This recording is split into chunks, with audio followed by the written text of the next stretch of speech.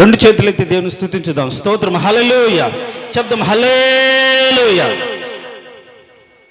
దేవుని యొక్క మహాకృపను బట్టి ఈ వారమంతా ఆయన రెక్కల నీడ క్రింద మన సజీవులుగా ఉంచి ఆయన పాద సన్నిధికి నడిపించి జీవం కలిగిన దేవుని దర్శించుటకు దేవుడు మనకు కృపనిచ్చాడు. ఆ కృపను కలిగిన మనం మన శేష జీవితాన్ని వాస్తవమైన జీవంను సంపాదించుకోవడానికి బ్రతకాలి. దేవునికి స్తోత్రం. హల్లెలూయా. ఏంటంటే వాస్తవమైన జీవం. వాస్తవమైన జీవం. వాక్యంలోకి వెళ్ళకముందు కొన్ని మాటలు మీకు జనరలైజ్ చేసి చెప్పాలని ఆశపడుతున్నాను. దేశ పరిస్థితులు మారిపోతున్నాయి. ఈశాన్య రాష్ట్రాల్లో ఏ విధంగా యాంటీ కన్వర్షన్ బిల్ ఆల్రెడీ ఆ రాష్ట్రాల్లో అమలు జరుగుతూ, ఎవరైతే బలవంతంగా మతం మార్చారు నన్ను అని చెప్తే చాలు వారికి మరణశిక్ష, అంతే, ఇంకా లేదు. ఒకవేళ మతం మార్చుకోవాలంటే 6 నెలల ముందే ఎంఆర్ఓకో నేను పలాని కులం నుంచి పలాని క్యాస్ట్ నుంచి క్రిస్టియానిటీలోకి లేకుంటే ముస్లింలోకి నేను కన్వర్ట్ అవుతున్నానని 6 నెలలకు ముందే అప్లికేషన్ పెడితే దాన్ని వాళ్ళు ఆమోదించి ఆ కన్వర్ట్ అయిన తర్వాత మళ్ళీ వాళ్ళకు ఒక సర్టిఫికేట్ ఇచ్చి వాళ్ళు కన్వర్షన్ జరిగిందా లేదని వీళ్ళు దానికి ప్రూఫ్ సబ్మిట్ చేయాలి. ఇలాంటి బిల్ ఈశాన్య రాష్ట్రాల్లో దాదాపుగా 10 రాష్ట్రాల్లో ఉంది. అక్కడ పరిచర్య చేయడం, స్వార్థ ప్రకటించడం చాలా కష్టం. మణిపూరు యొక్క సంఘటన మనకు తెలిసినప్పుడు ఎంతో బాధపడ్డాం. కానీ వాస్తవం ఏంటంటే అలాంటి పరిస్థితులకు మన రాష్ట్రం కూడా ఎంతో దూరంలో లేదు. నిన్న హైకోర్టులు ఇచ్చిన జడ్జిమెంట్ ప్రకారం ఎవరైతే ఎస్సీ ఎస్టీ నుంచి కన్వర్ట్ అవుతారో వాళ్ళకు ఎస్సీలుగా ఎస్టీలుగా ఏవైతే గవర్నమెంట్ రిజర్వేషన్స్ ఇస్తుందో వాళ్ళకు కన్వర్ట్ అయితే వాళ్ళకు అమలు చేయబడవు, వర్తించవు అని చెప్పేసి రాజ్యాంగంలోనూ పొందుపరిచారు. అది అంతగా అమలు పరచలేదు.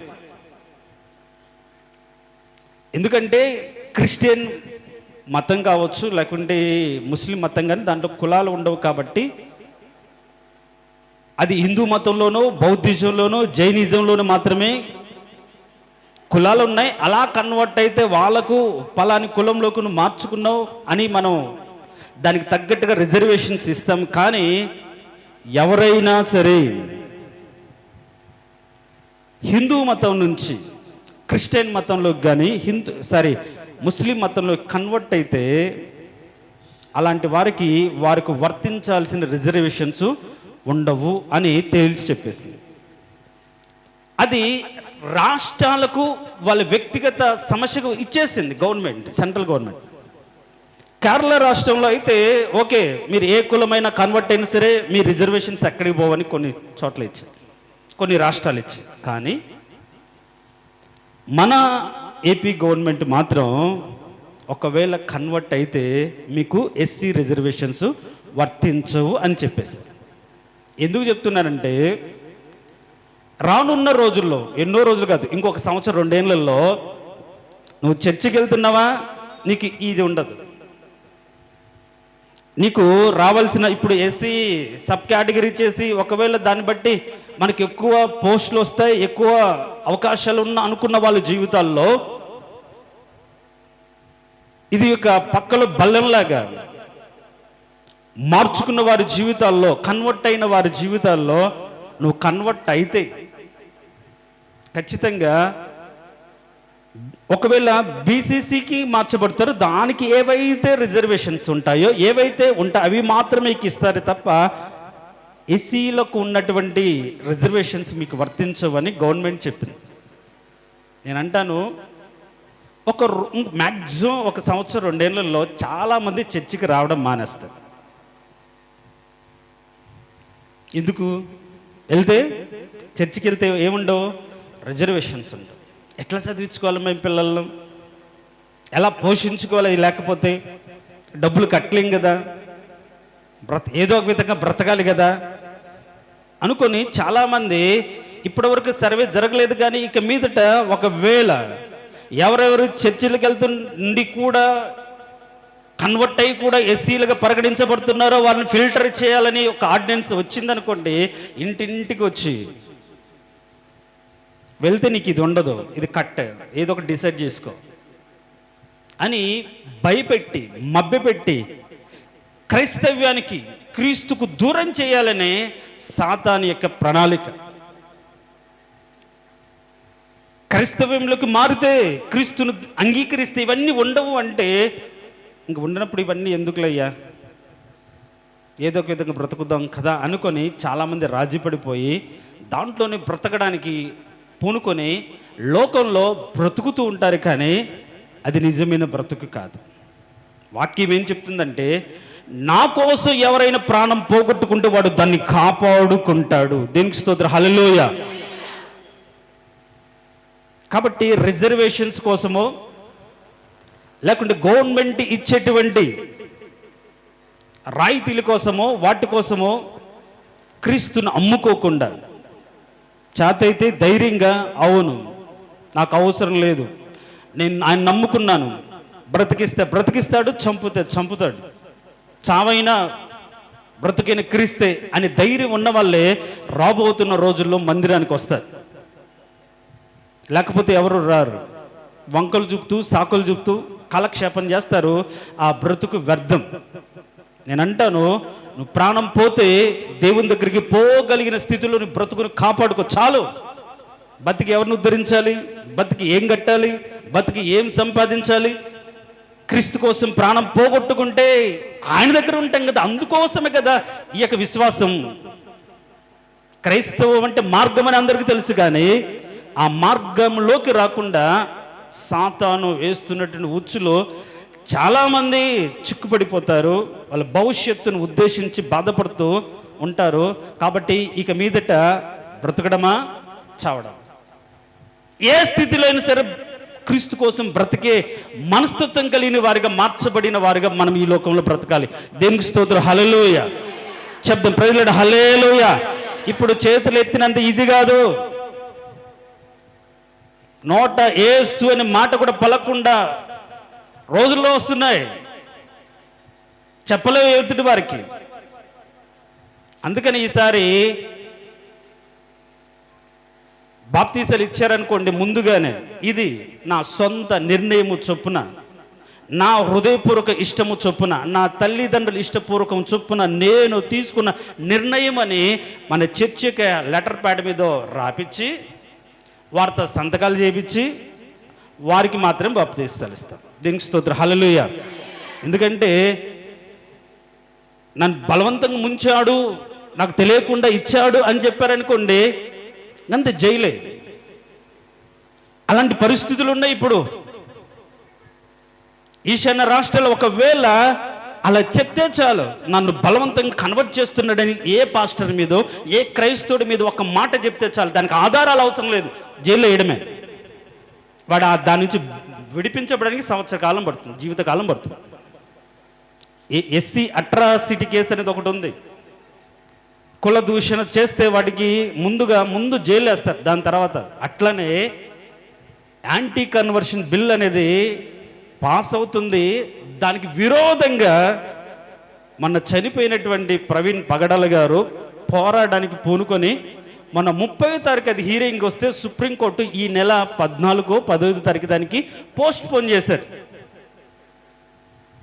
ఆ బిల్ కానీ పాస్ అయితే భారతదేశంలో క్రైస్తవం ప్రశ్నార్థకం. ఎవరు క్రైస్తవుడిగా ఉండడానికి ఇష్టపడ్డారు? క్రైస్తవుడు అనేవాడు ధైర్యంగా బ్రతకాలి, దేనికోసమో ప్రలోభాల కోసం బ్రతకూడదు. కాబట్టి రానున్న రోజులు చాలా తీవ్రమైనటువంటి ప్రతికూలమైన పరిస్థితులు ఎక్కడో కాదు మన ముందు ఉన్నాయి. కాబట్టి చాతైతే, ధైర్యం ఉంటే, క్రీస్తే నిజమైన దేవుడు నమ్మితే మందిరానికి రండి. నా కుటుంబం ఎట్లా ఇది పోతుంది, ఎట్లా చదివించుకోవాలనుకున్నా రామాకండి. నేను ముందే చెప్తున్నాను, రికార్డ్ చేసి మరీ చెప్తున్నాను. ఇక చాతైతే, క్రీస్తే దేవుడైన హృదయంలో నమ్మితే, ఎలాంటి ప్రలోభాలకు తలవగ్గకుండా ఆయన కోసం బ్రతకాలని నువ్వు ఆశపడితే, ప్రాణం పోయినా పర్లేదు క్రీస్తును వదలని ధైర్యం నీ హృదయంతరంగాలు ఉంటే మందిరానికి రండి. నేను ఎవరికి ప్రలోభ పెట్టట్లేదు, క్రీస్తును మాత్రం ప్రకటిస్తున్నాను. స్వీకరించడం, అంగీకరించడం నీ వ్యక్తిగత బాధ్యత. నమ్మి రక్షించబడిన అంటే నమ్మి విశ్వసించినవాడు, నమ్మి మారు మనసు పొంది బాప్తిసం తీసుకున్నవాడు రక్షించబడతాడు. నువ్వు నమ్మడం నీ వంతు, ప్రకటించడం అనేది నేను దేనికైనా సిద్ధమే. అది ఏ రకమైనటువంటి స్థితి అయినా సరే నేను సిద్ధమే. అలా సిద్ధపడి అలా ధైర్యపరుచుకొని, మిమ్మల్ని ఏదో భయపెట్టాలని కాదు, రానున్న రోజుల్లో ముందుగానే హెచ్చరిస్తున్నాను, గుర్తుపెట్టుకోండి. చెప్పడానికో కాదు. కాబట్టి చాలా జాగ్రత్తగా ఈ జీవితాన్ని, ఈ భక్తిని మనం కాపాడుకోవాల్సిన రోజులు ఉన్నాయి. కాబట్టి వీటిని జాగ్రత్తగా మనసును పెట్టుకోండి. రేపు 14వ తారీఖున ఆ బిల్లు ఉంది. మీ వ్యక్తిగత ప్రార్థనలు వాటిని గుర్తుపెట్టుకుని, ప్రభువా జరగవలసినవి జరగకుండా మానవు, కానీ వీటినన్నిటిని తప్పించుకొని నీ ఎదుట నిలబడగల శక్తి అయితే నాకు కావాలి. బైబిల్ అదే చెప్తుంది. దేవుడు ఉద్దేశించినవి జరగవలసిన ఏవి జరగకుండా మానవు. మనం ప్రార్థన చేసినంత మాత్రమే భూకంపాలు రాకుండా మానవు, యుద్ధాలు జరగకుండా మానవు. అవన్నీ జరగవలసి ఉన్నవని ఆయన ఉద్దేశించాడు. ఆయన ఉద్దేశాలు ఎవరు మార్చగలరు? కానీ జరగనై ఉన్న వీటిని తప్పించబడాలి. దేవుని ఎదుట శక్తివంతులుగా నిలబడాలి. అలాంటి భక్తి చేయగలడానికి ధైర్యం ఉంటే మందిరానికి రండి. మిమ్మల్ని ఎవరినో మభ్యపెట్టి మీరు వస్తే అది ఇస్తాం ఇది ఇస్తాం నేను చెప్పట్లేదు. ఈ జీవితం, ఈ క్రైస్తవం అనేది ఈ లోకంలో బ్రతకడానికి కాదు, క్రీస్తుతో ఉండడానికి క్రైస్తవం. దేనికి స్తోత్రం, హల్లెలూయా చెప్దాం, హల్లెలూయా. క్రీస్తుతో ఏలడానికే క్రైస్తవం. మరణించిన తర్వాత ఒక జీవితం ఉందని నిరీక్షించి బ్రతకడమే క్రైస్తవం. అందుకోసం మరణించడానికైనా సిద్ధపడిన వారే దేవుని ఎరిగి దేవుని సన్నిధిలో నిలబడాలి, దేవుని సన్నిధికి రావాలి. అది యవనస్తులైనా వృద్ధులైనా ఎవరైనా సరే. రానున్న రోజుల్లో చాలా తీవ్రమైన పరిస్థితులు ఉంటాయి. చూద్దాం ఎవరు నిలబడగలుగుతారో, ఎవరు ప్రాణాన్ని కాపాడుకొని దాన్ని పోగొట్టుకుంటారో, పోయినా పర్లేదని కాపాడుకుంటారో దేవుడు నిర్ణయించిన వారిని సిద్ధపరుస్తారు. దేనికి స్తోత్రం, హల్లెలూయా చెప్దాం, ప్రైజ్ లార్డ్, హల్లెలూయా. కాబట్టి ఈ చేతులు ఎత్తిన మనం ఈ బ్రతుకు, ఈ శరీరంలో ఉన్న జీవంలో నుంచి, పాపం నుంచి విడిపించిన దేవుడికి ఈ జీవితం, ఈ ప్రాణం అంకితం అవ్వాలి తప్ప లోకానికి కాదు. కాబట్టి అలాంటి శ్రేష్టమైన బ్రతుకు చివరి దినాల్లో బ్రతుకుతున్న మనం కలిగి ఉండాలి. ఆశీర్వాదాల కోసమో దీవెనల కోసమే కాదు, ఉన్నా లేకపోయినా, వచ్చినా రాకపోయినా, కలిగినా కలకపోయినా నా దేవునితో నేను ఉండాలి, దేవుని కోసం నేను బ్రతకాలనే విశ్వాసాన్ని పెంపొందించుకుందాం. దేవుడు అట్టి కృప మనకు అందరికీ అనుగ్రహించునుగాక. చెప్పారా? పెద్దగా చెప్దామా? గుండెల మీద చేసుకుని చెప్దామా? దేవుని కోసం బ్రతికే కృప మన అందరికీ అనుగ్రహించునుగాక. ఆమేన్. రెండు చేతులు ఎత్తి దేవుని స్తుతించుదాం. దేవుని స్తోత్రం, హల్లెలూయా. వాక్య భాగంలోకి వెళ్దాం.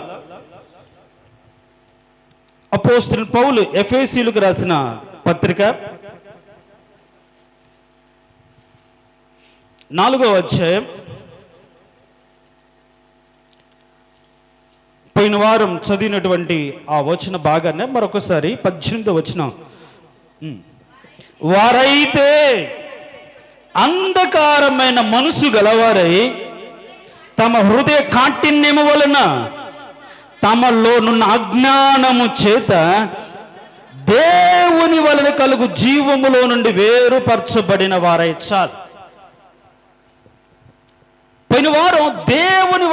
కలుగు జీవం అంటే ఏంటి అనే మాట చెప్పాడు. ఏమైనా గుర్తుందా? దేవుని వలన కలుగు ఆశీర్వాదం మాకు తెలుసయ్యా, దేవుని వలన కలుగు అభివృద్ధి మేము ఎరిగామయ్యా, దేవుడు మమ్మల్ని హెచ్చించడం మేము కళ్ళారో చూసాం. ఒకప్పుడు దీనుడిగా ఉన్నాం, ఒకప్పుడు ఏమి లేని వారికి ఉన్నాం, ఈరోజు ఉద్యోగస్తులం అయ్యే, ఇల్లు కట్టుకున్నాం, ఇది దేవుని కృప, మేము ఎరుగుదాం అనే మాట చాలా మంది చెప్తారు. చాలా మంది కూడా ఎరిగి ఉన్నారు, తెలుసుకొని ఉన్నారు. వాళ్ళ సాక్ష్యం అనేకులకు తేటతెల్లమైంది. వీళ్ళు క్రీస్తు నమ్ముకున్న దాన్ని బట్టి దేవుడు వాళ్ళు హెచ్చించాడు, వాళ్ళు దీవించాడు. ఒకప్పుడు ఏమీ లేని స్థితిలో ఉన్న వారు ఈరోజు దేవుని కృపను బట్టి ఒక ఉన్నతమైన స్థితిలో, సొసైటీలో కావచ్చు, వాళ్ళ ఉద్యోగులు కావచ్చు, అన్నిట్లో ఒక స్థితి కలిగి ఉన్నారు. ఇది దేవుని కృప అని చెప్పగలిగిన వారు ఉన్నారు. దేవుని వలన కలుగు ఆశీర్వాదం గురించి చెప్పగలిగిన వారు, సాక్ష్యం చెప్పగలిగిన వారు ఉన్నారు. దీవెనల గురించి, స్వస్థతల గురించి, దేవుని కాపుదల గురించి, దేవుడు ఇలాంటి భయంకరమైన స్థితి నుంచి విడిపించాడని చెప్పగలిగిన వారు ఉన్నారు. అయితే చాలామందికి దేవుని వలన కలుగు జీవం ఏంటో తెలుసుకోలేని స్థితిలో ఉన్నారు. ఏంటంట? దేవుని వలన కలుగు జీవం ఏంటో తెలుసుకోలేని స్థితిలో ఉన్నారు. దేవుని వలన కలుగు జీవం ఏంటో తెలుసుకోలేని స్థితిలో చాలా మంది ఉన్నారు. అదేంటయ్యా, మేము బ్రతుకుతున్నాం కదా, ఇంకేంటి, మమ్మల్ని దేవుడు జీవింపజేస్తున్నాడు కదా, మేము జీవిస్తున్నాం కదా అంటే బైబిల్ ఏమని చెప్తుంది? ఈ జీవం ఒట్టి ఊపిరియే అని చెప్పుకున్నాం, అంతే కదా. ఈ జీవం ఇప్పుడు ఈ శరీరంలో ఉన్న జీవం శాశ్వతమా? కాదు. 10 నిమిషాలు, 1 నిమిషం గట్టిగా ముక్కు మూసుకోండి. ఈ జీవం ఈ శరీరంలోంచి వెళ్ళిపోతుంది. అంటే ఈ శరీరాన్ని జీవింపజేసే శ్వాస, ఆ జీవం, అది మన కళ్ళకు కనిపించదు, అది ఎక్కడ ఉందో మనకు అర్థం కాదు. కానీ ఈ శరీరాన్ని జీవింపజేస్తుంది, బ్రతికింపజేస్తుంది. దేవుని సన్నిధిలో నిర్ణయించబడిన కాలం వరకు. బాబు బ్లెస్సీ, ఎందుకు ఊరికే అటు ఇటు తిరుగుతూ వచ్చి కూర్చోండి, పిల్లలు బయట తిరగొద్దని చెప్పాం. దేవునికి స్తోత్రం చెప్తాం. Praise Lord. Hallelujah, hallelujah. ఆ పిల్లలు కూర్చున్నారు, వాడేమి తిరుగుతూ ఉంటే పాస్టర్ గారి కొడుకు చూడు అటు ఇటు తిరుగుతున్నాడు. ఎవరు వెళ్తే వాళ్ళంట, ఆ అన్నయ్య అంటే ఎన్న అంటే తిరుగుతూనే ఉంటాడు. ఇంకా ఆ వయసు రాలేదు కదా, కాబట్టి తెలుసుకుని ఉండాలి ఏం జరుగుతుంది, ఏం చేస్తున్నారు, ఆ అన్న ఏం చేస్తాడు, ఈ అన్న ఏం చేస్తాడు, ఎక్కడికి వెళ్తున్నారు, పరిచర్యలు ఏ విధంగా సహాయపడుతున్నారు, తెలుసుకోవాల్సిన ఉత్సుకత ఉండాలి. దేవునికి స్తోత్రం. హల్లెలూయా, హల్లెలూయా. దేవుని వలన కలిగిన జీవం అనే దానికి, ఒకవేళ మనం జీవిస్తున్నామని భ్రమలో బ్రతుకుతున్నామని భ్రమలో బ్రతుకుతున్నామేమో, కానీ ఒక సంఘమును గురించి ఆయన చెప్తాడు, జీవించుచున్నావని పేరు మాత్రం ఎందుకు, నీ మృతుడివే అని చెప్తాడు. అవునా కదా? జీవించుచున్నావని పేరు మాత్రమే ఉంది, కానీ నువ్వు మృతుడవే. అంటే మనం జీవిస్తున్న ఈ జీవితం మృతకరమైనది. దేవుని కృపను చూడలేని, దేవుని మహిమను ఎరగలేని, దేవుని చిత్తాన్ని తెలుసుకోలేని, అర్థం కాని ఒక అంధకారమైనటువంటి స్థితిలో, దాని గురించి ఒక సృహ లేని స్థితిలో ఉండిపోయినటువంటి జీవితం. ఎన్నోసార్లు చెప్పాను, చచ్చిన లాజరైనా పిలిస్తే పలికాడు. లాజరు లేచిరానక చచ్చిన వాడు పేత వస్త్రంతో కట్టబడి ముందుకు వచ్చాడు. కానీ ఈ రోజుల్లో అపరాధముల చేతను, పాపముల చేతను చచ్చిన వారై, చచ్చి బ్రతుకుతున్న వాళ్ళు, పాపములతో ఆ క్రియలతో చస్తున్న వారు ఎంతగా పిలిచినా, ఎంతగా దేవుని సన్నిధిలో వారి నుంచి ఎన్నిసార్లు పిలిచినా వాళ్ళు వినట్లేదు. అంటే నిజమైన చచ్చిన వాడు ఎవడు అంటే వీడే. శారీరకంగా చచ్చిన వాడు లేస్తాడేమో, కానీ ఆత్మ సంబంధంగా దేవుని యొక్క ఉద్దేశాన్ని ఎరిగి తెలుసుకొని రాలేకుండా ఈ లోకంలో అపరాధముల చేతను చచ్చిన వారిగా బ్రతుకుతున్న వారు, వాళ్ళు ఎలాంటి వాళ్ళు బ్రతికిన వారు కాదు, వాళ్ళు చచ్చిన వారే. అందుకనే ఈ శరీరంలోని జీవానికి ఏమి అంటాడింది, ఏం కలిగిందంటే ఇది మరణముతో పెనవేయబడింది. ఈ శరీరంలోని జీవం మరణ భయము చేత, పాతాల ఉరల చేత బంధించబడి, ఈ ప్రాణం కోసం ప్రతి ఒక్కరు కూడా ఎప్పుడు విడిపించబడతామా, ఎప్పుడు ఆ స్థితి నుంచి విడుదల పొందుతామని ఎదురు చూస్తున్న స్థితి కలిగింది. జీవం వట్టి ఊపిరి అయితే ఈ జీవం ఆయనలో నుంచి వచ్చింది కదా. దేవునికి స్తోత్రం. హల్లెలూయా చెప్దాం. హల్లెలూయా. ఆయనలోంచి ఒక మాట, ఆయన మాట జీవం కలిగింది. ఆయన మాట పలుకుతే చాలు. పుట్టించు అనగానే భూమి పుట్టించింది. ఏమిటిని? భూమి మీద ఉన్న జలచరాలను, సముద్రంలో జలచరాలను భూమి అంటే ఆ పుట్టాయి. భూమి పుట్టించింది. జీవం గల ప్రతిది కూడా పుట్టించబడింది. భూమి కొన్ని పుట్టించింది, సముద్రం కొన్ని కలిగాయి. ఆయన మాట అలా సృజించగలుగుతుంది. ఆయన మాటలో ఏముంది? జీవం ఉంది. కలుగురుగా కంటే కలిగిపోయింది అంతే. అయితే మానవుణ్ణి యోబు గ్రంథంలో పైన వారం చదువుకున్నట్టుగా జిగట మంటిని ఏం చేశారంటే ఒక రూపం ఏర్పరిచి ఎముకలను, నరాలను మాంసంతో నింపి జున్నుగడ్డ పేరబెట్టినట్టుగా పేరబెట్టి ఆరిన తర్వాత ఆయన ఏం చేశాడు? జీవవాయువును ఊదాడు. ఏం చేశాడు? జీవవాయువును ఊదాడు. జీవవాయువును ఊదితే ఈ మట్టి శరీరం ఏమైంది? జీవించే ఆత్మగా, జీవించే ప్రాణిగా మార్చబడింది. ఆ జీవం ఏంటి? ఆ జీవం, ఆయన ఊదిన జీవం ఈ శరీరంలో ఎక్కడ ఉంటుందంటే అది రక్తంలోనే ఉంటుంది. అందుకనే లేవీకాండంలో బైబిల్లో చాలా స్పష్టంగా ఉంది, రక్తము దేహమునకు ప్రాణము. ఏమని ఉంటుంది? రక్తము దేహమునకు ప్రాణము. ఈ దేహంలో మన ప్రాణం ఎక్కడ ఉంటుందంటే రక్తంలోనే ఉంటుంది. ఆ రక్తం ఏంటి అంటే అది ఏం లేదు, నీళ్లు, దాంట్లో ఆక్సిజన్, గాలి, అంతే. రక్తంలో ఏముంటుంది అంటే హెచ్బి పర్సెంటేజ్ ఉందా లేదని చూస్తారు. అంటే ఏంటి? Haemoglobin percent, water. రక్తంలో ఏముంటుందంటే గాలి, నీరే ఉంటుంది. అంతకుమించి ఏముండదు. కొన్ని ఉంటాయి. చూడండి, ఆ ప్రాణము ఈ శరీరం ఉన్నంత కాలం, ఆ రక్తంలో ఆ శ్వాస ఉన్నంత కాలం, ఈ శరీరంలో ఆ రక్తం ఉన్నంత కాలం ఈ మట్టి శరీరం జీవం కలిగే జీవిస్తూ ఉంటుంది. అయితే ఎప్పుడైతే ఆదాము అవ్వలు ఆ రోజు దేవుని మాటకు వినకుండా, లోబడకుండా ఆజ్ఞని అతిక్రమించబడ్డారో ఏమయ్యారు అంటే వాళ్ళు జీవములో నుండి వేరుపరచబడ్డారు. దేవునికి స్తోత్రం. హల్లెలూయా. ఏంటంట? జీవములో నుండి అంటే మొదట ఆయన ఊదిన ఊపిరి ద్వారా కలిగిన జీవం క్రీస్తును, దేవుని సన్నిధిలో నిలవచుటకు కావాల్సిన యోగ్యతను, ఆ మహిమను చూడగల శక్తిని, ఆయనతో మాట్లాడగలిగినట్టు, ముఖాముఖిగా మాట్లాడగలిగినటువంటి ఒక ధైర్యాన్ని ఇచ్చింది ఆ జీవం. ఎప్పుడైతే తప్పిదం చేశాడో ఈ యొక్క ప్రాణంలో, ఈ ప్రాణాన్ని జీవింపజేసి ఆత్మ బయటికి పోయి కేవలం ఈ శరీరాన్ని బ్రతికించే ప్రాణం మాత్రం ఈ శరీరంలో ఉండిపోయింది. అర్థమవుతుందా నా బైబిల్ భాష? ఇది లోక సంబంధమైనటువంటి బ్రతుకు గురించి కాదు, ఆత్మ సంబంధంగా ఒక వ్యక్తి ఎలా బ్రతుకుతున్నాడనే విషయాన్ని మీకు చెప్తున్నా. దేవునికి స్తోత్రం. హల్లెలూయా. ఇప్పుడు ఈ శరీరాన్ని బ్రతికించేది ప్రాణము కదా. ప్రాణాన్ని జీవింపజేసేది ఏంటి? ప్రాణము. అది నిత్యము బ్రతికే విధంగా చేసేది ఏంటి అంటే ఆత్మ. అందుకని వాయువు, జీవవాయువును ఊదితే ఈ ప్రాణం జీవింపచేయబడి ఈ శరీరాన్ని ఆ ప్రాణము జీవింపజేస్తుంది. అయితే పాపం చేసిన తర్వాత అతనిలో నుండి జీవింపజేసే, అంటే ఉజ్జింపజేసి దేవుని సన్నిధి ఎరిగి, దేవుని సన్నిధిలో నిలిచి ఆయన మహిమను చూడగలిగి, ఆ మహిమలో ఉండగలిగిన ఈ యొక్క జీవం, ఆ జీవింపజేసే ఆత్మ వెళ్ళిపోయింది. కేవలం ఈ శరీరాన్ని మాత్రమే జీవించే ప్రాణము ఈ శరీరంలో ఉండిపోయింది.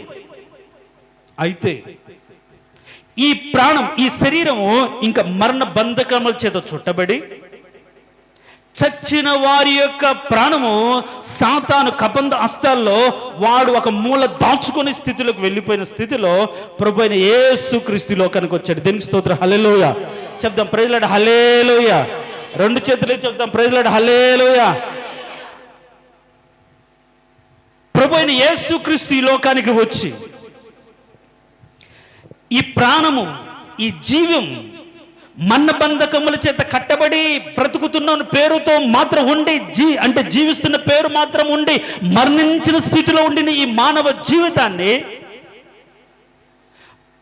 విడిపించడానికి ప్రభువైన యేసుక్రీస్తు వచ్చి తన రక్తము ద్వారా పాపము నుంచి మనం విడిపించి, అంటే ఈ ప్రాణమునకు, ఈ జీవాన్ని సాతాను బంధించిన బంధకాల నుంచి ఈ ప్రాణాన్ని విడిపించి తిరిగి క్రీస్తును చూడగలిగి దేవునితో ఉండగలిగే ఒక నూతనమైన జీవం దేవుడు అనుగ్రహించాడు. దేవునికి స్తోత్రం. హల్లెలూయా చెప్దాం. Praise Lord. హల్లెలూయా. అందుకని యేసుక్రీస్తు ఒక మాట అంటాడు. ఈ మాట ఒకసారి చదువుదాం చూడండి. యోహాను సువార్త 5వ అధ్యాయం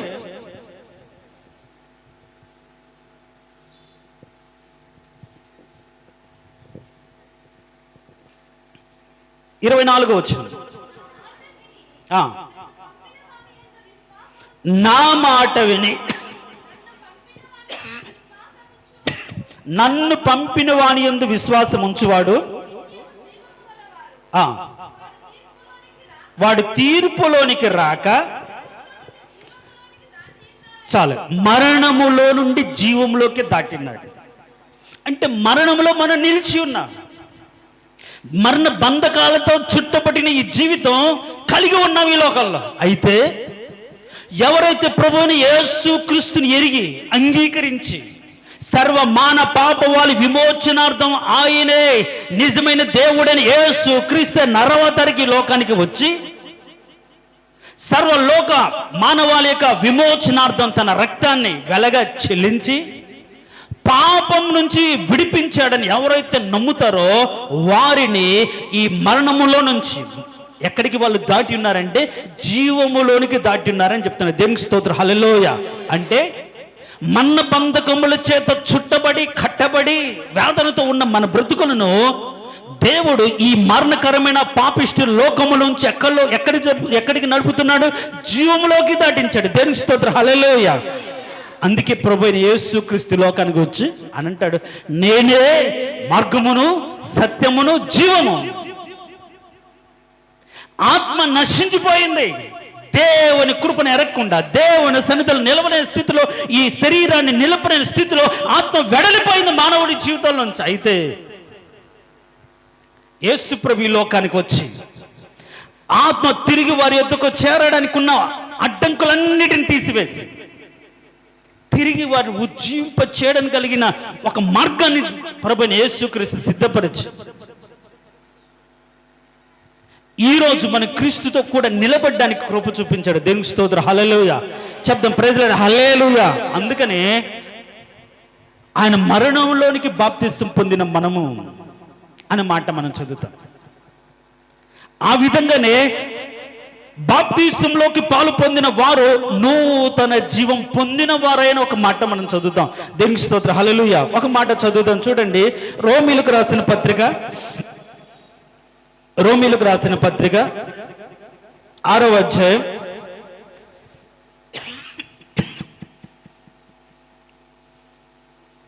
24వ వచనమా చదవండి.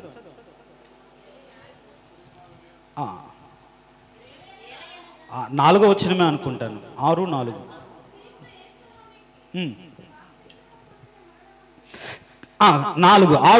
కాబట్టి తండ్రి మహిమ వలన క్రీస్తు మృతులను ఎలాగూ లేపబడినో అలాగే మనము నూతన జీవం పొందిన వారమై నడుచుకున్నట్లు. దేవునికి స్తోత్రం. Praise Lord. హల్లెలూయా చెప్దాం. 2 చేతులు ఎత్తి చెప్దాం. Praise Lord. హల్లెలూయా. ఇప్పుడు మీరు అర్థం చేసుకోవాల్సిన పాయింట్ ఒకటి చెప్తాను, వినండి. ఆదాము అవ్వలు తమ బ్రతుకులో ఆత్మను పోగొట్టుకొని కేవలం బ్రతుకుతున్నామని పేరుతో జీవిస్తూ మృతులుగా ఈ లోకంలో బ్రతుకుతూ కొన్ని కోట్ల సంతానాన్ని ఆ యొక్క మృతకరమైన జీవితంలోనే ఏర్పడిపోయిన స్థితిలో ప్రభువైన యేసుక్రీస్తు ఈ లోకంలోనికి వచ్చి మనల్ని ఆ మృతకరమైన స్థితి నుంచి విడిపించాడు. ఆయన రక్తము ద్వారా మనల్ని విడిపించి ఇప్పుడు ఏం చేశాడు ఆయన అంటే బాప్తిసము పొంది తిరిగి లేచిన వారి జీవితంలో ఒక నూతనమైన జీవాన్ని ఇచ్చాడు. దేవునికి స్తోత్రం. హల్లెలూయా చెప్దాం. Praise Lord. హల్లెలూయా. ఈ నూతనమైన జీవం దేవుని సన్నిధిలో నిలిచే యోగ్యతను, దేవుని రూపంలో మార్చబడగలిగే కృపను, ఒకరోజు ఆయన ఉన్నది ఉన్నట్టుగా ఆయన పోలికలోకి మార్చబడగలిగినటువంటి ఒక సంబంధాన్ని ఈ జీవం కలిగి ఉంటుంది. దేనికి స్తోత్రం, హల్లెలూయా.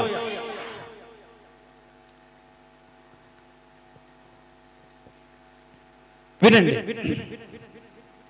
ఎవరైతే మారు మనసు పొంది బాప్తిసం తీసుకున్నారో మనకి తెలిసిన మాట ఏంటంటే, నా పాపముల కోసం మరణించాడు ప్రభు, పాపం నుంచి నేను విడిపించాడు అనేది నీ ఆలోచన మంచిదే, నీ తలంపు మంచిదే. విడిపించబడి నీవు పాత రోత జీవితాన్ని పాతిపెట్టి నీవు ఇప్పుడు నీ బ్రతుకులు ఏం చేస్తాడు, ఒక నూతన జీవం ఇచ్చాడు. దేవునికి స్తోత్రం, హల్లెలూయా. నా బాధ అంతా ఏంటంటే, మారు మనసు పొంది బాప్తిసం తీసుకున్న వారి బ్రతుకులో ఆ నూతన జీవం పొందుకున్నారా,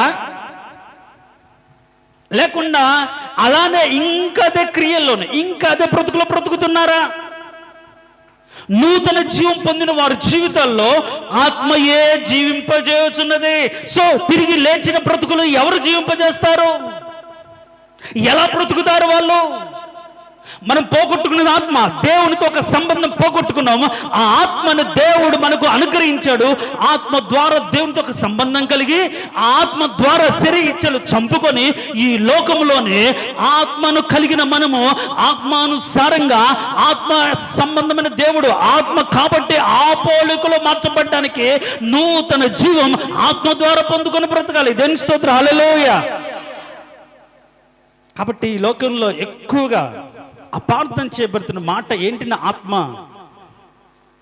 ఆ ఆత్మ ఎక్కడ ఉందండి? ఆ చివరి దినాల్లో, మొదటి దినాల్లో ఉంది, ఇప్పుడు ఎక్కడ ఉంది అని భ్రమలో ఆత్మను, ఆత్మానుసారమైన జీవితాన్ని క్రైస్తవుడు నడవలసిన మార్గాన్ని మర్చిపోయి ఇష్టానుసారంగా బ్రతుకుతున్నారు.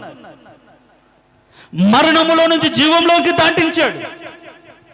మరణించి నిన్ను ఒక నూతన జీవంని కలగజేశాడు. జీవంలోకి దాటించి నిన్ను ఎక్కడ నిలిపాడు అంటే, అది పోయిన వారం అని చెప్పుకున్నామంటే, జీవము కలిగిన దేవుని సంఘంలో నిలిపాడు. దేవునికి స్తోత్రం, హల్లెలూయా. ఏంటంట? నిన్ను మరణకరమైన స్థితుల నుంచి లేపి ఆయన రక్తము ద్వారా సంపాదించిన జీవం కలిగిన దేవుని సంఘమని, ఆయన రక్తము ద్వారా అభివృద్ధి పరచబడుతున్నటువంటి ఆయన జీవము కలిగి, ఆయన తలంపులు కలిగి, ఆయన ఆలోచన కలిగి, ఆయన చిత్తం ఎరిగి బ్రతుకుతున్న ఒక ప్రార్థన సమూహంలో నిన్ను చేర్చాడు. సంఘములో చేర్చబడడం అంటే ఏదో మందిరానికి రావడం కాదు. సంఘము క్రీస్తు శరీరం అనుకున్నప్పుడు క్రీస్తు ఎలా ఉన్నాడు, క్రీస్తు ఎలా బ్రతికాడు, క్రీస్తు ఈ లోకంలో ఏ విధంగా జీవించాడు, ఆ తలంపుతో క్రీస్తు కొరకు బ్రతికే ఆలోచన కలిగిన వారిగా సంఘములో చేర్చబడాలి. ఆ ఆలోచన ఈరోజు లేకుండా పోబడుతుంది. కాబట్టి క్రీస్తు వలన కలిగిన జీవమైనటువంటి సంఘములో చాలా మంది రాలేకపోతున్నారు. మరణములోని జీవంలోకి దాటింపబడిన వారని వాళ్ళు ఎరగలేక, ఒక నూతన జీవం పొందుకోలేక, జీవం కలిగిన దేవుని సన్నిధిలో ఉండలేక, ఈ జీవం కలిగిన దేవుని సంఘములో నుంచి వాళ్ళు ఏమవుతుందంటే వేరైపోతున్నారు. కారణం ఏంటి అంటే, వాళ్ళ బ్రతుకులు ఇంకా పాప సంబంధమైన ఆలోచనలతో బ్రతుకుతూనే ఉన్నారు. కాబట్టి ఈ జీవాన్ని ఆయన అనుగ్రహించింది. ఆయన రక్తము ద్వారా ఈ జీవానికి పట్టిన పాప రోత జీవితం విడిపించి పరిశుద్ధపరచు. అందుకని పోయిన వారం కూడా సియోనులో దాఖలైనటువంటి వారికి పరిశుద్ధుడని, సియోనులు అంటే సంఘములో చేర్చబడి జీవాన్ని పొందుకొని ఆ జీవంలోకి వచ్చి జీవం కలిగిన దేవుని సంఘములో నిలబడిన వారికి పరిశుద్ధుడని పేరు అని యెషయా గ్రంథాలు మనం చదివాం. సో ఇప్పుడు నేను చెప్పాలనుకున్న మాట ఏంటంటే, యేసు వలన కలిగిన జీవం ఏంటి, ఆయన వలన కలిగిన జీవం ఏంటి అంటే, మొట్టమొదటి ఆయన సంఘం ఆయన వలన కలిగింది. మరి ఆ సంఘములో నుండి చాలా మంది ఏమవుతున్నారంటే వేరు అవుతున్నారు, ఆ సంఘముల నుంచి దూరం అవుతున్నారు. నిన్ను బ్రతికించి, నిన్ను ఆత్మ ద్వారా జీవింపజేసి, ఆత్మ సంబంధమైన సంఘాన్ని ఏర్పరిచి, ఆ సంఘములో నిలబడి నీవు ఆత్మ సంబంధమైన మందిరం కట్టబడుతూ నీవు దేవునికి యోగ్యకరమైన అర్పణ అర్పించే ఒక స్థితిని దేవుడిని అనుగ్రహిస్తే, ఆ జీవం కలిగిన దేవుని సంఘంలో నిలబడలేక, దేవుని వలన కలిగిన ఈ జీవం మన సంఘములో నుండి వాళ్ళు ఏమవుతున్నారంటే వేరైపోతున్నారు. అసలు వాళ్ళకి ఆ జీవం ఉంటేగా. ఆయన ఒక ఎగ్జాంపుల్ చెప్తాడు. అడవిలో ఉన్నటువంటి చెట్టు అయినా ఒక మంచి చెట్టుకు అంటుకట్టబడితే ఈ మంచి చెట్టులోని జీవం ఆ ఎండిన చెట్టులోకి ప్రవేశించి దానికి కూడా ఏమవుతుంది, జీవించి దాంతో కూడా అంటుకట్టబడుతుంది అని అంటాడు పౌలు. మరి మన బ్రతుకుల్లో, లోకంలో సంఘానికి దేవునికి దూరంగా ఉన్న మనల్ని ఆ స్థితి నుంచి విడిపించి, లోకం నుంచి విడిపించి సంఘముతో అంటుకడితే, సంఘం ఏంటి? ఆయన జీవం, ఆయన వలన అనుగ్రహించబడినటువంటి జీవం సంఘంతో అంటుకట్టబడకుండా, ఒకవేళ అంటుకట్టబడిన సంఘములో ఉన్నటువంటి జీవం అంటే క్రీస్తులో ఉన్న జీవం నీలోకి రాకుండా నువ్వేమవుతుందంటే వేరుగానే బ్రతుకుతున్నావు. అందుకని ఆయన వలన కలిగిన జీవం అనే సంఘములో చాలా మంది ఉండట్లేదండి. సంఘంలో చేర్చబడిన తర్వాత ఆత్మ ద్వారా దేవుడు మనల్ని జీవింపజేస్తాడు. దేవునికి స్తోత్రం, హల్లెలూయ. దాని తర్వాత ఇంకొక ఆ రెండు మాటలు చదువుదాం. చూడండి, మిగతా మాట దేవుని చిత్తం మీద వచ్చే వారం చూద్దాం. మీరు యోహాను సువార్త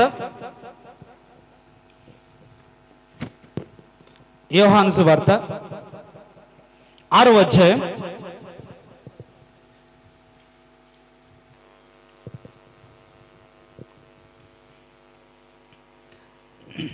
53, 54 వచ్చిన.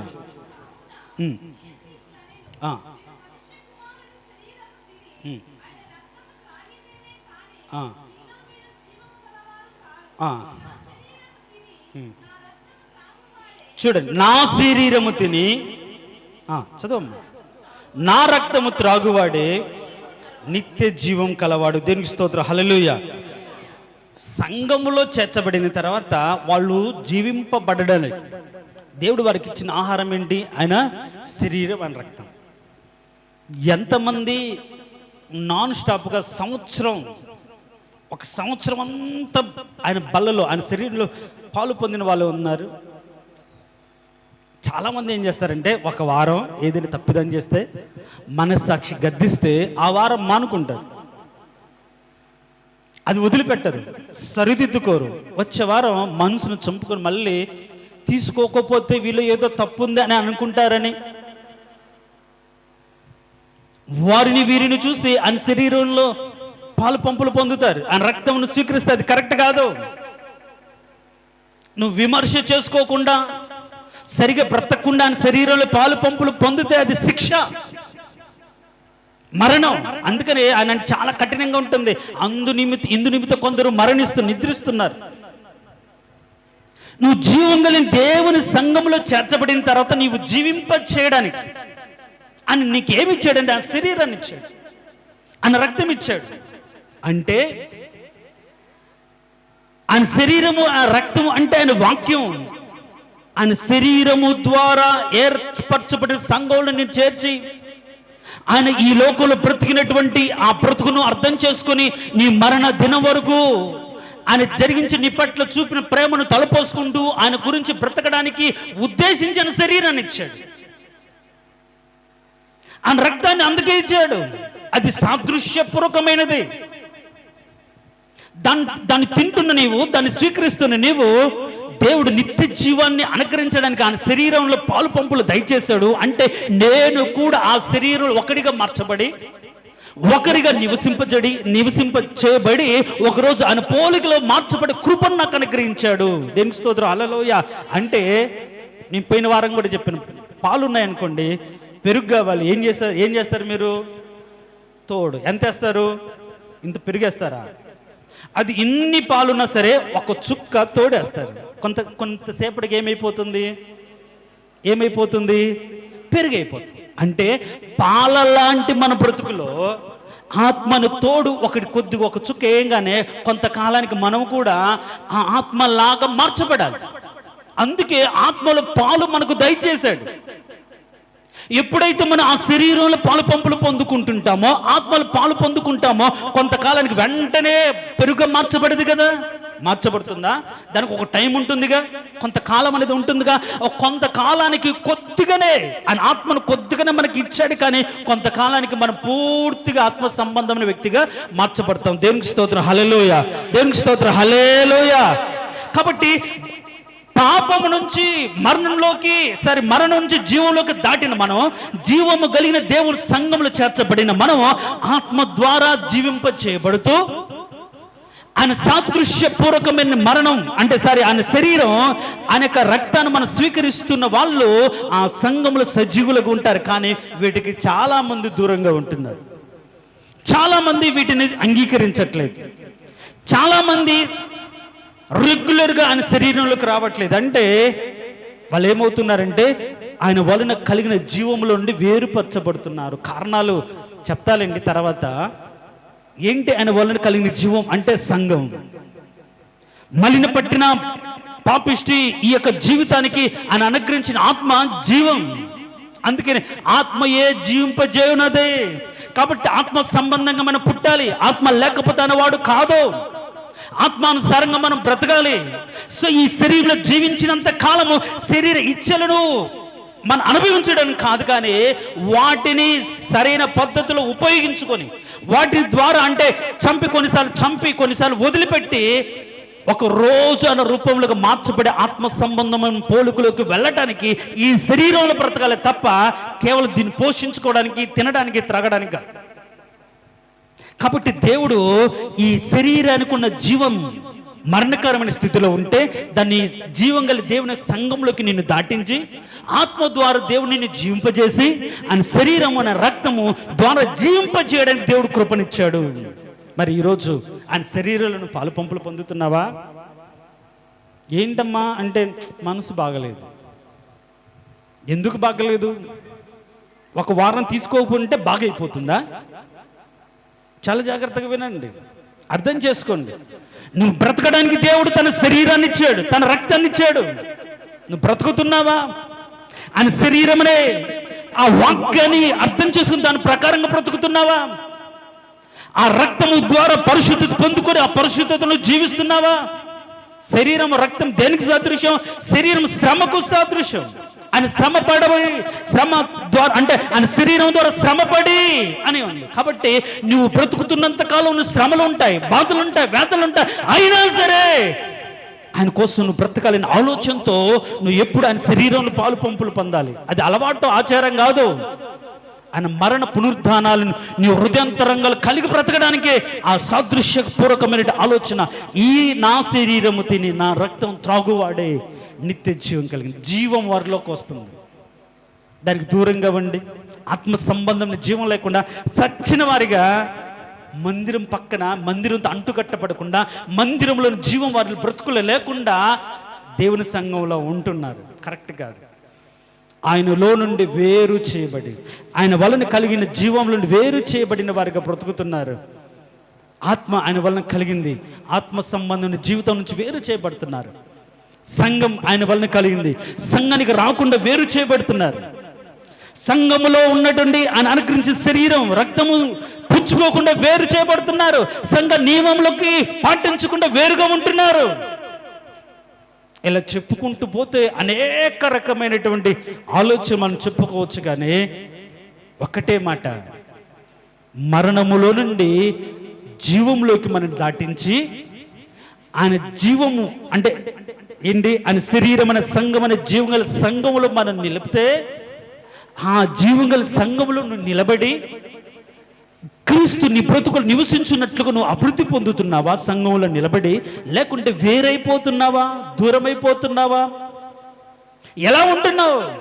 ఎలా బ్రతుకుతున్నావు? అని రక్తము కార్చిచ్చిన సంఘం అండి. ఆ సంఘం అంటే కట్టడం కాదు, సంఘం అంటే అలవాటు కాదు, సంఘం అంటే కొందరు వ్యక్తుల సమూహం కాదు. ఆయన ఉద్దేశించి నిర్మించి ఆలోచన ద్వారా బ్రతకడానికి ఇచ్చినటువంటి వాక్యానుసారమైనటువంటి ఒక సమూహం. దానికి విధి విధానాలు ఉంటాయి, కట్టుబాట్లు ఉంటాయి. ఈ లోకంలో నువ్వు ఎలా బ్రతకాలో దానిలో నుండి చాలా మంది ఏమవుతున్నారంటే దూరం అయిపోతున్నారు. సంఘానికి దూరం అయిపోతున్నారు. సంఘంలో ఉన్న జీవానికి దూరం అయిపోతున్నారు. సంఘము ద్వారా జీవింపబడట్లేదు. ఈ సంఘంలో చేర్చబడని ఎలా బ్రతకాలంటే ఆయన శరీరం తిని బ్రతకాలి, ఆ రక్తము త్రాగి పట్టుకోవాలి. అంటే ఆయన వాక్యము తినాలి, ఆయన వాక్యాన్ని అర్థం చేసుకోవాలి. అలా బ్రతకట్లేదు. అలా బ్రతకకుండా వేరైపోతున్నారు. కాబట్టి ఈరోజు ఆ రక్తము ద్వారా సంపాదించుకున్న జీవము గల సంఘంలో ఒకప్పుడు మరణంలో బ్రతికి నిన్ను ఆ మరణం నుంచి జీవంలోకి దాటించి జీవం కలిగిన దేవుని యొక్క సంఘంలో నిన్ను నిలబెట్టాడు. ఆ సంఘంలో నిలబడ్డావా? వేరుపరచబడుతున్నావా? వేరుగా బ్రతుకుతున్నావా? వేరైపోతున్నావా? మరి ఆ జీవం కలిగిన దేవుని సంఘంలోనికి నుండి వేరైపోవడానికి గల కారణాలేంటి? వేరైపోయిన వాళ్ళ బ్రతుకులు ఎలా ఉంటాయో మనం వచ్చే వారం ధ్యానం చేద్దాం. తలలు వంచాను. తలలు వంచిన మనం పాపంలో శాపంలో నశిస్తున్న మనం వాస్తవమైన జీవం మన బ్రతుకులోకి కావాలని రావాలని సువార్త వలన జీవమును వెలుగులోనికి తెచ్చి ఆ సువార్త ద్వారా మరణ బంధకాల్లో బ్రతుకుతున్న నీకు జీవం అనుగ్రహించాడు. ఆ రక్తము ద్వారా సంపాదించుకున్న జీవం కలిగిన సంఘంలో నిన్ను చేర్చాడు. అయినప్పటికీ బ్రతుకుతున్నావు అనే పేరు మాత్రమే ఉంది, కానీ నువ్వు మరణించిన వాడిగా బ్రతుకుతున్నావా? జీవం కలిగిన దేవుని సంఘంతో అంటుకట్టబడకుండా వేరై బ్రతుకుతున్నావా? ఆయన జీవం నీలోకి రాకుండా బ్రతుకుతున్నావా? జీవింపచేసే ఆత్మ లేకుండానే అపవిత్రాత్మ పట్టిన వ్యక్తిలాగా మందిరంలో, సమాజ మందిరంలో బ్రతుకుతున్నావా? ఏ ఆత్మ ద్వారా నువ్వు పరిశుద్ధమైన దేవుని మందిరంలోకి వచ్చావు? ఆయన జీవాన్ని నీలో ఇవ్వగలిగి, జీవంలో నింపగలిగి, నిత్య జీవితాన్ని నీకు ఇవ్వగలిగిన పరిశుద్ధాత్మ జీవం నీ బ్రతుకులో ఉందా? అపవిత్రాత్మ ద్వారా బంధించబడి ఇంకా చెడు కార్యాలు, చెడు తలంపులు, చెడు ఉద్దేశాలు వదులుకోలేక అంటుకట్టబడినాను అనే భ్రమలో బ్రతుకుతూ సంఘంలో చేర్చబడ్డావా? రాలిపోతావు, జాగ్రత్త. వేరైపోతున్నావేమో, సరిచూసుకో. సంఘంలో ఉన్న జీవం ఎందుకు నీ బ్రతుకులకు రాలేదు? క్రీస్తులోని జీవం ఎందుకు నేను బ్రతికించట్లేదు? అంటుకట్టబడలేదేమో, అర్థం చేసుకోలేదేమో. ఇక మీదటైన ప్రభువా, నీ వలన కలుగు జీవం నాలోకి రావాలయ్యా. ఆ జీవంతో ఈ లోకంలో బ్రతకాలి. అది శ్రమ అయినా, బాధ అయినా, ఇరుకైనా, ఇబ్బంది ఏ స్థితిలో అయినా సరే నీ వలన కలిగిన జీవం నా బ్రతుకులోకి ఉండాలి. నేను తిన్న దాన్ని బట్టే బ్రతుకోవద్దు, ఆహారాన్ని బట్టే బలం నాకొద్దు. నీ వలన కలిగిన జీవంతో ఈ లోకంలో జీవింపాలి, బ్రతకాలి. అలాంటి ఉన్నతమైన జీవం కలిగిన ఆత్మతో నన్ను నింపు అని మనస్ఫూర్తిగా ప్రార్థన చేద్దాం. వాస్తవమైన జీవం సంపాదించుకుని ఆరాటపడతాం. చాలా ఇప్పటి వరకు బ్రతికినటువంటి నీచ నికృష్టమైన బ్రతుకు వదిలిపెడతాం. ఆలోచనలు, దురుద్దేశాలు, పాపిష్టి తలంపులు, క్రియలు వదిలిపెట్టి, అయ్యా ఒకప్పుడు అదే జీవితంలో జీవించి నన్ను విడిపించి వాస్తవమైన జీవంతో నన్ను నింపి లేపావు, కానీ అదే స్థితిలో బ్రతుకుతున్నాను. తిరిగి ఆ జీవంలోకి నడిపించు. జీవం గల సంఘములో నన్ను నిలబెట్టు. సంఘము ద్వారా నన్ను బలపరచు అని ఒక నిబంధనతో కూడిన ప్రార్థన మనం చేసుకుందాం. మహోన్నతుడ, సర్వాధికారి, జీవం కలిగిన దేవ, అవును ప్రభా, మనుషులో ఉన్న జీవం వట్టి ఊపిరియే. ఆ ఊపిరిని కూడా సాతాను మన బంధకంలో కట్టివేసి ఉన్నప్పుడు మీరు ఈ లోకానికి వచ్చి మా జీవితానికి కట్టబడిన ఉరులను, పాతాళపు వేదనలను తొలగించి వేసి ఆ పాపం నుంచి, శాపగ్రస్తమైన స్థితి నుంచి మా జీవాన్ని విడిపించి నీ సన్నిధిలో సజీవులున్న భూమిలో మమ్మల్ని నిలిపి నూతనమైనది జీవమును అయిన శరీరమును సంఘములో మమ్మల్ని నిలిపి జీవింపజేశావు. వాక్యముతో మమ్మల్ని జీవింపజేస్తున్నావు. నీ ఆజ్ఞలతో మమ్మల్ని జీవింపజేస్తున్నావు. నీ సత్యాన్ని కలిగి బ్రతుకుడుకు నీ కృప చూపించావు. నీతో అంటుకట్టబడి దినదినం అభివృద్ధి పొందగలిగే ఉన్నతమైన కృపను మాకు అనుగ్రహించావు. నీ పోలికి ఒక రోజు మార్చబడే ఒక అదృష్టాన్ని, ఒక భాగ్యాన్ని మాకు అనుగ్రహించావు. మంటి మానవులమైన మాకు, శాపగ్రస్తుల మాకు నీ పోలికగా మార్చబడే మహద్భాగ్యాన్ని మాకు అనుగ్రహించావు. ప్రభువా, ఈ సత్యాన్ని చాలామంది తెలుసుకోలేక అర్థం చేసుకోలేక ఈ లోకం బ్రతకడానికి తంటాలు పడుతాం. పాపిష్టి లోకాన్ని సంతోషంగా ఎంజాయ్ చేయాలని భ్రమలో సాతాని యొక్క ఉచ్చులో పడిపోయి ఈ లోకంలో వాస్తవమైన జీవితానికి దూరంగా తమ శరీరాలు పోషించుకోవడానికి, కుటుంబాలు పోషించుకోవడానికి వేరుపరచబడిన వారిగా బ్రతుకుతున్నారు. తండ్రి, అది వ్యర్థం. ఇప్పటికైనా అర్థం చేసుకొని ఆత్మ సంబంధమైన జీవితం జీవించాలనే సత్యాన్ని వాళ్ళ హృదయాంతరంగాలు ఎరిగి, మర్తమైనది జీవం చేత మృంగివేయబడుతుందనే సత్యాన్ని తెలుసుకుని, ప్రభువా ఇప్పటికైనా నీకోసం జీవించేవారిగా మార్చండి, నీకోసం బ్రతికేవారిగా తీర్చండి, చావైన బ్రతికైనా నీవే అన్నట్టుగా చేయండి. నీ భక్తుల మరణం నీ దృష్టికి విలువైనది. అలాంటి విలువైన మరణమైనా సరే పొందే విధంగా బ్రతకడానికి ధైర్యాన్ని ఇవ్వండి. అంతేకాని పాపంతో రాజీ పడిపోయి, పరిస్థితుల్లో రాజీ పడిపోయే రాజీ భక్తి కాకుండా శ్రమైన, ఖడ్గమైన, వేదనైన, దుఃఖమైన, లోయైన, లోతైన, వస్త్రమైన, వస్త్రహీనత అయినా సరే క్రీస్తుని కలిగి ఉంటానని ధైర్యంతో ప్రతి ఒక్కరు నింపి వాస్తవమైన జీవాన్ని సంపాదించుకోవడానికి కావాల్సిన కృపను ప్రతి ఒక్కరికి అనుగ్రహించి, భయముతో, భక్తితో చివరి దినాల్లో రాకడను గమనిస్తూ బ్రతికే కృపను ప్రతి ఒక్కరికి దయచేసి బలపరచమని యేసయ్య అతి శ్రేష్టమైన దివ్యమైన నామమును అడిగి వేడుకొంచున్నాము తండ్రి. ఆమేన్. ఆ విధంగా తలలో ఉంచుతాను.